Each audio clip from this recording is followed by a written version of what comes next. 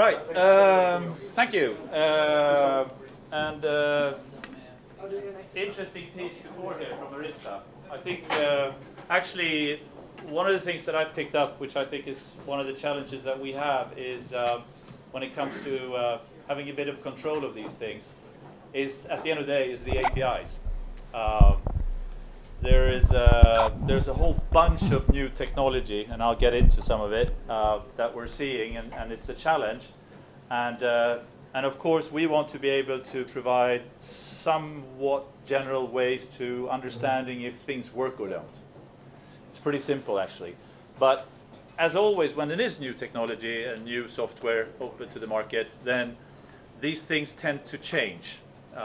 The stability of APIs, the changes of APIs is actually a challenge for us, and it's a bottleneck also, because at the end of the day, if we want to develop something to monitor something specifically, for example, within the OpenStack, then we need to, if we don't trust that API, we will only put that much of a development into it. But if we can trust the API, we will put a lot of that development into it, because we know that that investment is going to stick for many years to come. So that's a general sort of challenge we have now. So and cloud beer, it's a good example. Mixing two things generally requires a bit of control. The Germans are good. They drink lots of beer under control, and we all know also that unfortunately it only takes one guy to actually ruin a party. And that's the same thing here. When it becomes fairly complicated and integrated, there's just this little thing that doesn't work in the big integrated thing that actually ruins the whole thing. So we need to keep track of that. Now, I've actually chosen today to show something that we're running, an application that we're running in City Networks today as a live production in the OpenStack environment. It's a service that we are at the final pages of beta testing. So I'll show you a little bit of that, and then I'd also like to show you how we are monitoring this from the sort of traditional operation point of view in the OpenStack environment. So now, there you go. Let's see what we have here. Maybe we can read this in. Nope. Okay. It's perfect. Jag trycker på visa ändå. Så there you go. That's a good error message for you. Press here and it will work. So what we've done is that we are putting together a monitoring sort of SaaS service. We're calling it OP5 Live. It's a very simple service. It does the basic stuff in terms of up and down response times, checking email services, network stuff, DNS certificates, some Google Apps, etc. I think the cool part here is actually that we're using the OP5 monitor as the core, and we're doing everything over the API actually. And it's very much to do with simplicity. Now, from a technical perspective, this is the actual setup that we have running in the City Cloud OpenStack environment today. So we've got multiple backend peers here. We've got the Node.js servers. We've got MongoDB, 3 of them, that is handling the application, the data. We have the access layer, and then we have 4. We call them pollers. It's basically that when you decide to monitor something, you can choose to do it from Stockholm, Frankfurt, London, or New York, because you want to look at perhaps response times from different geographical areas, etc. And then we've also, and actually these two, the Stockholm one and the London one is in the OpenStack. In the City Cloud, City Networks, City Cloud OpenStack environment, and these two are actually running on the Amazon, the AVS. So we're running them over a VPN, and then we've integrated, billing from Stripe, we've got Salesforce integration, and we're using SendGrid for all the alarms, etc., for the distribution of email alarms, etc. So this is the actual environment that we have running today in the OpenStack environment. Now, just to show you a little bit on how this actually looks, you know, from a user perspective, I'm going to sign in here. So, just showing a little bit. So this is things that we're monitoring right now. It looks pretty green. I've got something yellow down there. I can just show you a little bit now. So there's issues down here. I can, you know, change the time format. I can blow that up a little bit. I can see where I have, and this is all done with a full responsive design. So, you know, this is mobile. It's developed mobile first. So if you're running it on your mobile or if your tablet or your desktop, it doesn't really matter. It changes and moves around. In terms of configuration and stuff, it's really simple. In terms of, you know, if I want to add something, I'll just put it in here, and then I can add things. I've got, you know, slide bars for everything, so I can use my fingers and stuff like that.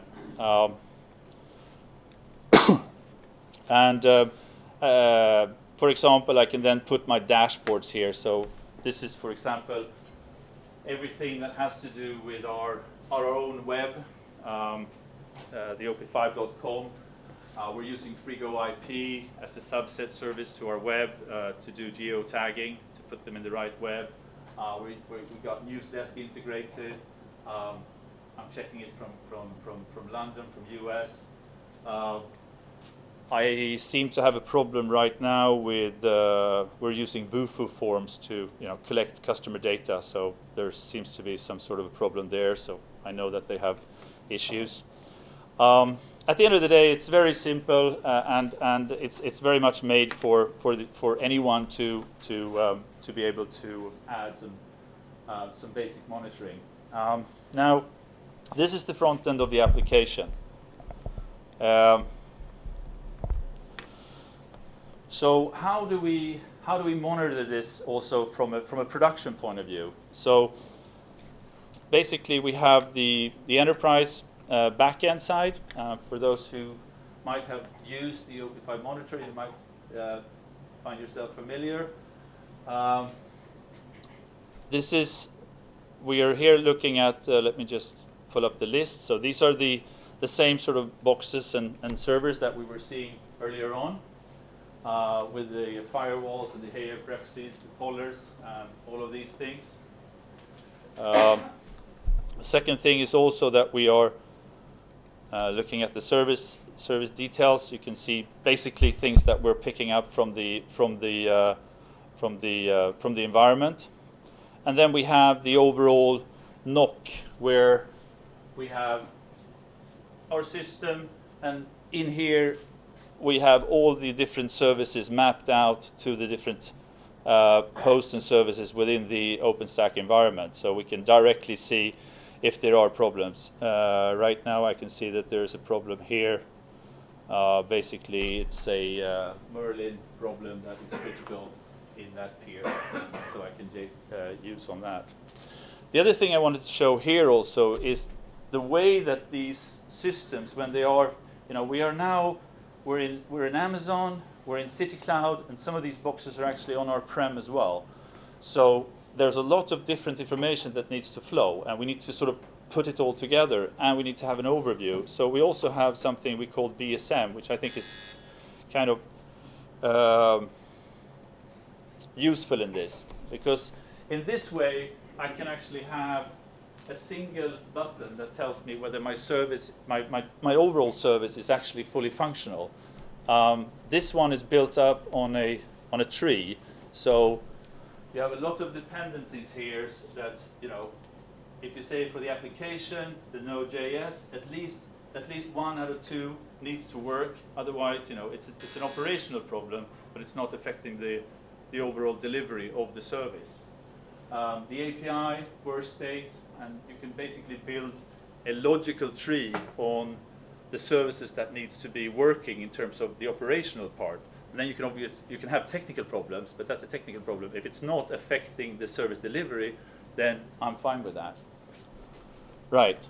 So this is the way that we've sort of set up the initial system with the live application, and then this is also how we are today monitoring it, from a back-end side.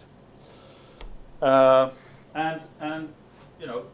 what I'd like to just point out here is, of course, this is in Swedish, but I think most of you can read it anyway.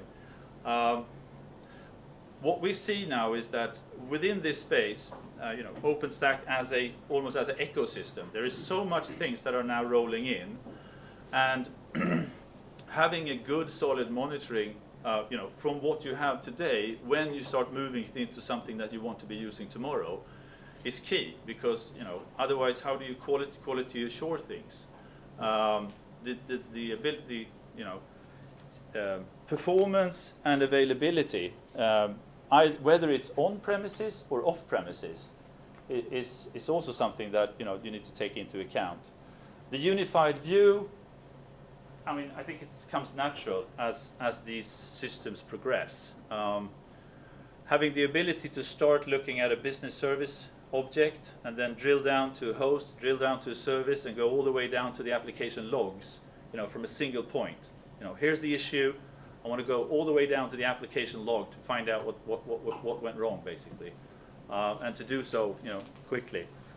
And then, of course, the whole general idea of OpenStack is that we will be able to have multiple of players, City Cloud, Amazon, or Rackspace, whatever. They will all coexist into our IT. So, of course, I know you give us 100% guarantee, so that's good. but sometimes it doesn't. It's not always 100%, right? And I'd like to know when it's not, basically, so I can do something about it. Right. So, with that said, my 15 minutes. I want to just thank you for the opportunity to speak a little bit. Do speak with us. Christian's here. He's a very techie guy. Sits here.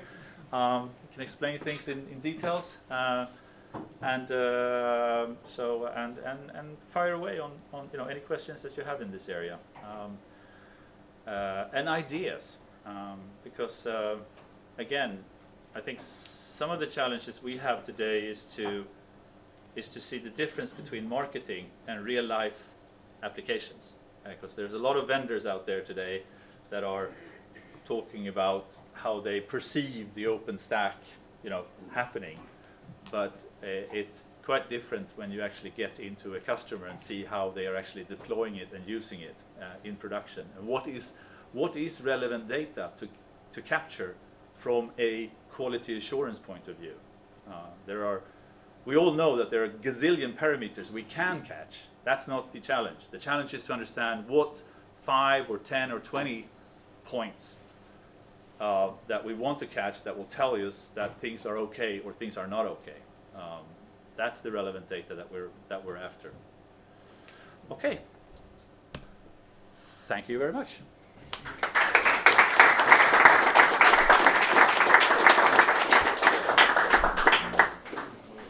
Any questions for Janne?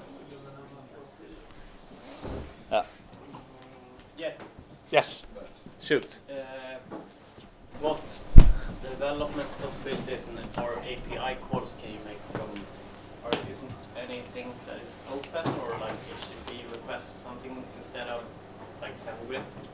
Yeah, the whole OP5 live application that we just picked in now, that is actually completely communicating to the backend core over the OP5 Monitor enterprise, the API, the open APIs. So there are extensive APIs that you can do there. They're all, they're there and they're open, and you can access it straight away with all the regular ways to access the API. And actually, the one thing that is coming out now we're working on is 7.05, which is due out now in about 2 or 3 weeks. The thing that we are adding to there is the report data. But otherwise, you have all the configuration, you have performance data, you have, you can shoot in, boot up, and add things. I mean, if you have, for example, if you don't want to use SendGrid for sending emails, Right. if you want to have something else, Yeah. that's possible. That's absolutely possible. I mean, the reason why we use SendGrid for the OP5 Live application is just, it worked for us there. Yeah.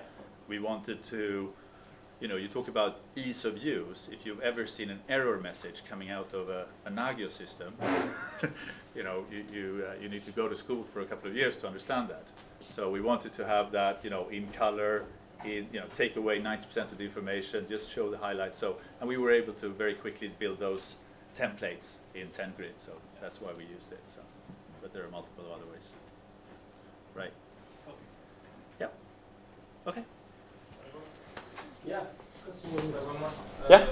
I see you showed that you have open and flexible. Yep. I'm wondering, is that open as in open source or? Yes. Yeah. I mean, the way that the OP5 monitor application is built, it's basically consists of, I don't have the actual number now, but there's a number of projects that we sort of put together to deliver the application.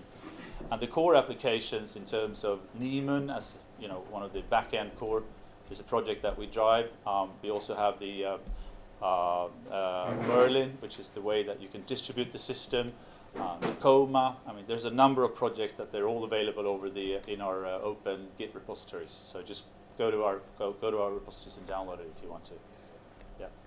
There's also, as we're talking about virtual, we have the Czech. Even though we're not supposed to talk about VMware in here, but we have put some extensive work into developing a plugin for the VMware backend API to pull out lots of data out of that platform. And obviously that's a good example that we want to do. We're doing it on the KVM today, and we're we want to do as much as possible on the OpenStack platform. But again, we want to also see stability in the API, so that we can trust the API over a couple of releases, because then we know that we can, put a developer there and do a lot of things on it. Is that something that you've not really seen? We've The API? Yeah, we've had problems with that. Absolutely, we've had things that we have developed, and then they decide to do a little thing, and then ooh. But it's getting better. It's a lot better today than two years ago, of course. So, and I know it's very high on the agenda for the project. So I'm quite positive that that's going to be solved. Right. Okay. Cool. All right. Thank you. Thank you.